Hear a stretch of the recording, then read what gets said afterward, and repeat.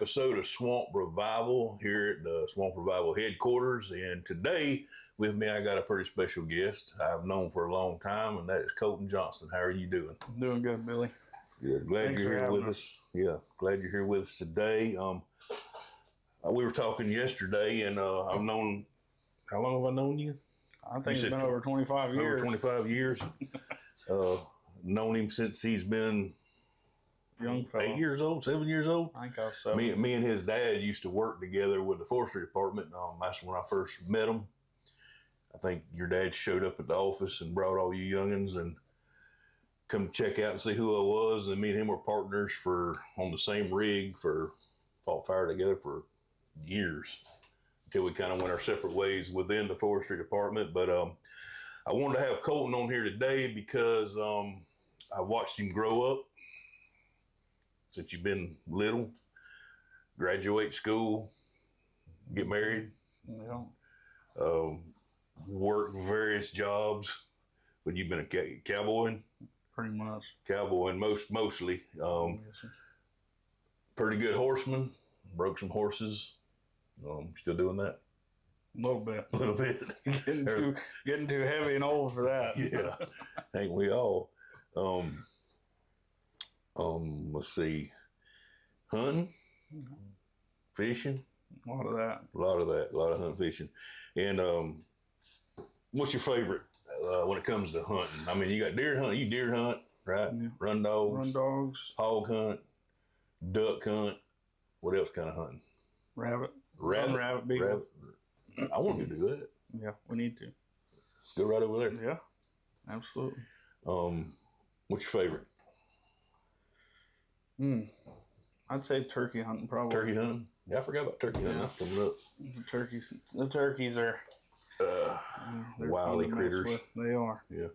But as far as the family goes, I think the running deer dogs is pretty fun. It's Take all cool. the It's kids cool. and I was stuff. looking at y'all's pictures from this past season, and reminds me when I was growing up, and we just go all the time. I mean, we'd spend weeks in the woods, and wish I could do it again. But as you know, Oh yeah, it's costly it's costly and finding a place to do it. Get busy. Yeah, getting busy. But I bet y'all thought I had a Robertson on here. How you like that beard? I'm trying. I trim mine up, make yours look better. I just look old when I have mine. No, it's not Willie Robertson or Jace or none of them. It's Colton. But like I said, we're glad to have you. We've been trying to do this, and the main point of this Swamp Revival deal is we want to talk about hunting and fishing, but the majority of it we want to talk about our faith in God and God's calling on our lives. And we're going to get into that in a minute. But like I said, I watched you grow up and graduate school, get married, have 400 youngins. How many youngins you got? We got 3 boys and we got a girl on the way. A girl on the way. That's going to change your life forever. I know it. You are done. Yeah, they awesome family. His wife and his kids are awesome, and I can't wait to see what this little girl turns out like. She's probably going to be feral. She's going to have to be. Keep up with her brothers. Keep up with them boys.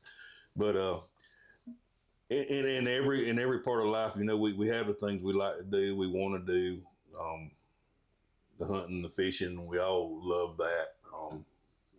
Even the job of cowboying. I mean, you got to love it. Oh yeah. And it's not always the worst thing you could be doing. I think digging ditches is way worse than that. But where's some places you worked? I was trying to remember. So I worked for Adena Springs for a while. Adena. That was my first full-time cowboy job. Then I went and worked for the Mormons down at Deseret. How was it in Deseret? It was good. Good. Yeah. Great company to work for. Yeah. I worked for them down there in St. Cloud for a couple years, and then they bought the ranch up in the Panhandle, and we went there for a little while. That was kind of where we God started putting the call on us. And that's what we're getting to. When I left there, the call. I was reading in Scripture or the Bible. I got into Moses and how Moses started out. God had him, where God wanted him to be, but Moses took it upon himself at a certain point in time he saw how his people were being treated and took it in his own hands to take somebody's life and try to free the people, and that wasn't part of God's plan at the time. So he went out in the wilderness and wandered as a shepherd for who knows how many years.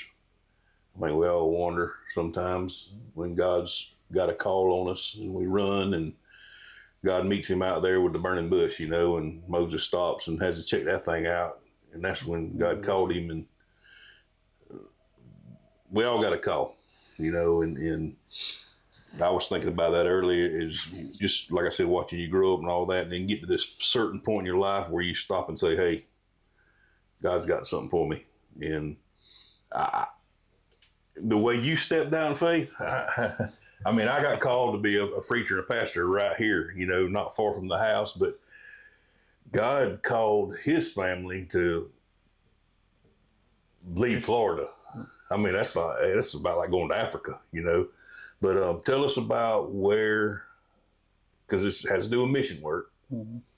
Tell us about where he called you to go, because I think it's cool. I want to go with you and see it, but I don't want to stay. So, he's called us to serve at a youth camp, a Christian youth camp in Juneau, Alaska. So, we're running their horse program for them. Running a horse program. See, God's preparing you. I know. He was preparing you, wasn't he? Yes, sir. Cowboying, horses, preparing you for what you needed. Did you realize that at the time? Not at all. Not at all. I didn't want to go. You didn't want to go? I thought it was crazy. He had other plans for us. Yeah. So you packed up your wife, your youngins, and moved to Alaska. Yeah. How long were you there the first time? So we went for we just went for a week in 23, just me and my wife. And as soon as we got there, Shay had told us they had an opening and they were needing a couple to come run their horse program. It had been a number of years since they had real solid leadership there. I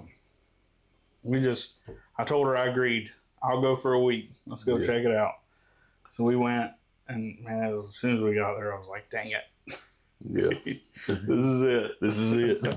So we went back we went in June, and then we went back for the whole month of August. Yeah. We took the kids with us, let them check it out and stuff. And so then 25 or 24, we got there in April, and we came back at the end of September. So 6 months. So I'm looking at tell us about some of what's going on, what y'all do there. So right now we have 17 horses right now. Just in the horse, that's all. What is Echo? Yep, Echo Ranch Bible Camp. Echo Ranch Bible Camp. Yep. So we have a summer camp program that's 9 weeks, and it goes from 7 to 18, and they have different weeks that are there and stuff, and different activities. And a lot of these kids don't even know who Jesus is. They never heard about God. Don't go to church. A bunch of them, they're everybody thinks about Alaska as like the paradise. Well, a bunch of that was people just getting away. Yeah, running away. Outlaws. That's where they went. Yeah. So it kind of just carried on. Kind of like around here, I think, in Gulf Hammock. Right. So, and these kids don't know nothing about God, and there's no horses. There's one place in Juneau that's got horses, and it's just people that own them, and it's like ridiculous to own a horse up there. I mean, it costs a lot of money. And so we kind of got a deal there where a bunch of these kids come to camp just to sit on a horse. Never been on one, never seen one in real life. Right. And it's pretty wild to think that living here. We're around. They're everywhere. Yeah. But so they come, they get to ride a horse. They get to hear the gospel twice a day. They go to chapel twice a day, awesome. Morning and afternoon, and that's pretty amazing. We had 986 kids last summer. Good grief, 986. 9 weeks. It's busy and it's loud, man. I bet. I think I saw some pictures on your Facebook page. They had your hair braided. Oh, man. Beard braided. They talked me into some stuff. So they take us through a day. You said they go to chapel. I'm sure they eat. I'm sure y'all feed them. With breakfast, then after breakfast, Is it always horses, or are they doing other things? No, so most of it's just like trail rides and stuff. Yeah. They'll come down to the barn. They have different activities for different times of the day, and they can sign up for different things when they get there. But also, 4 times a year, we have what we call horse focus camps, where they come down to the barn for about 3 hours a day and actually learn how to ride a horse a little bit. And, cool.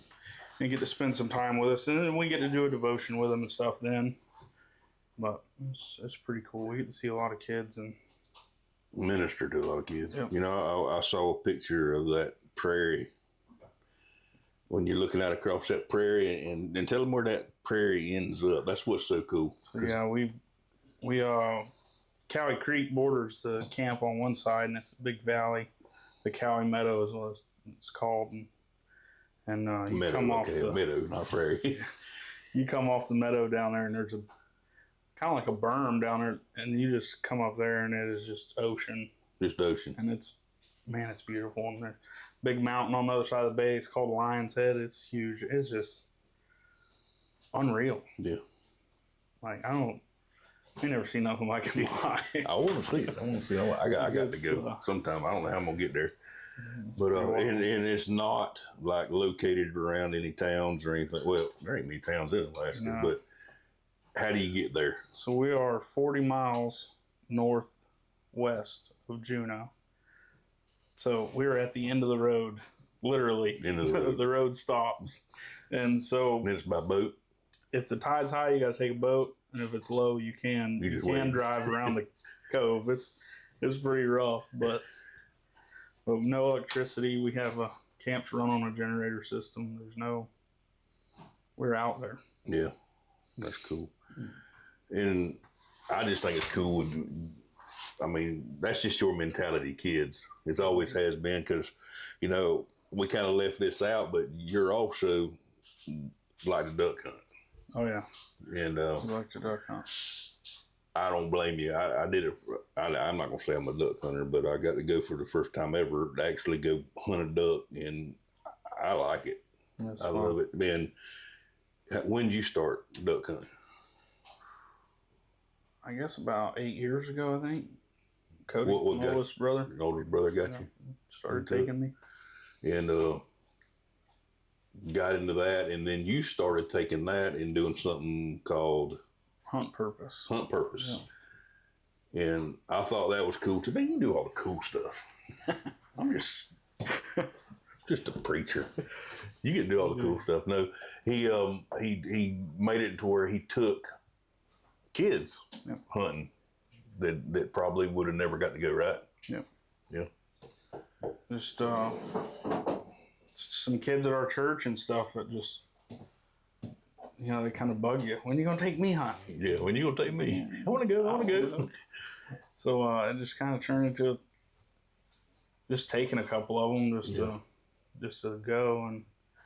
And I don't know, it might be a while before it really takes off, but I can just see God using that to minister to these kids and because I mean, show them God's creation. You think of kids and what they have nowadays, all they have is video games and a cell phone. Yeah, that's all they do all the time. You know, and I mess with Will about that all the time because, you know, he got into Duck Dynasty. He was watching it. He got mad with Phil Roberts on there because he said that's all them kids do on there.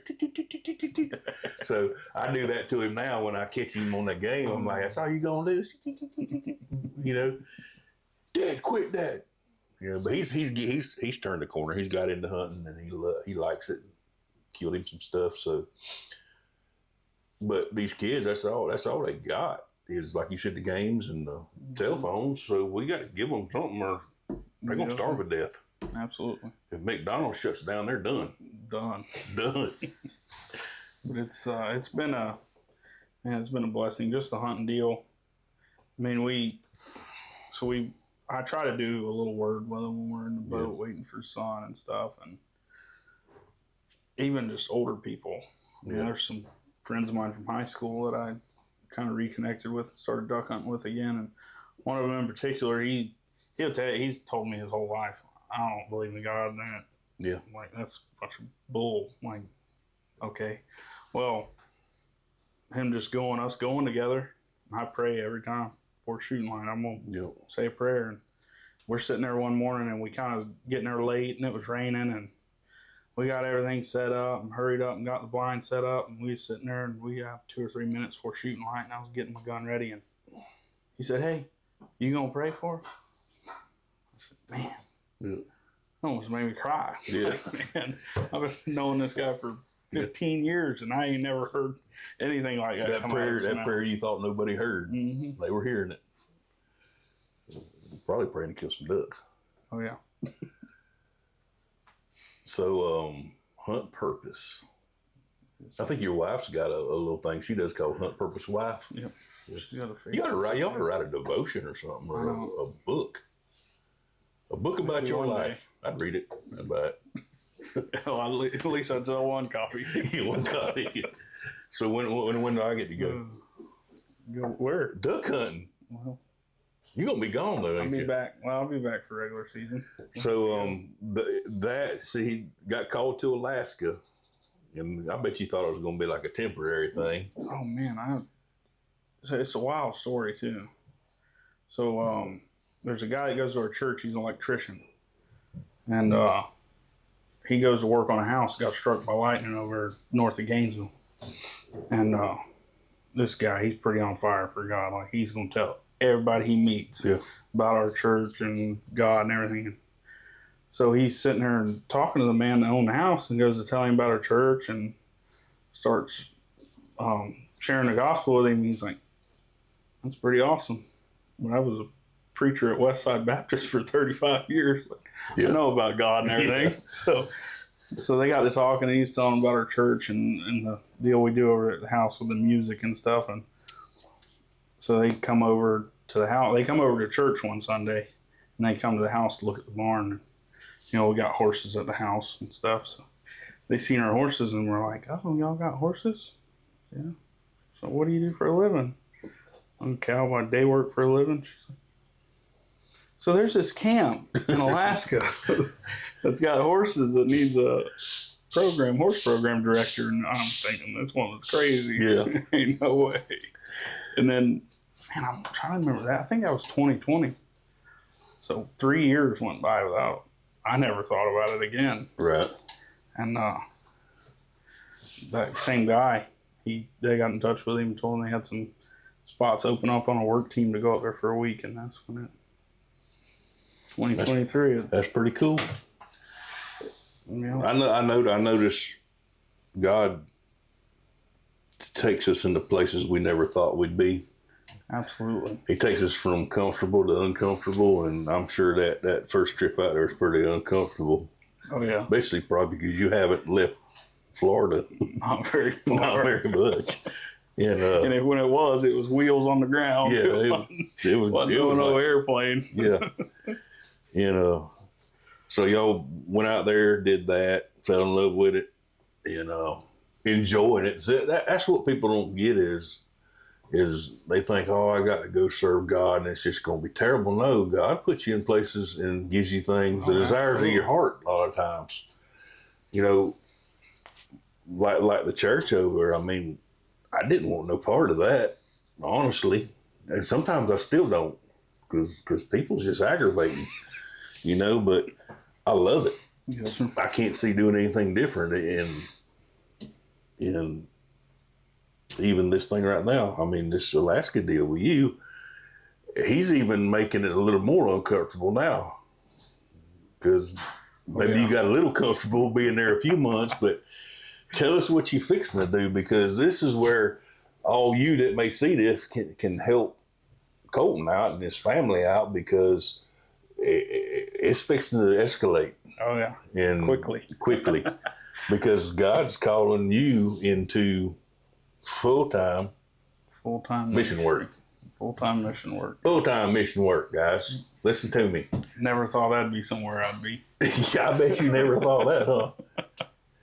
All them days are horseback, pushing cows around and working in the pens. I bet you never thought in a million years that I'm going to be a missionary.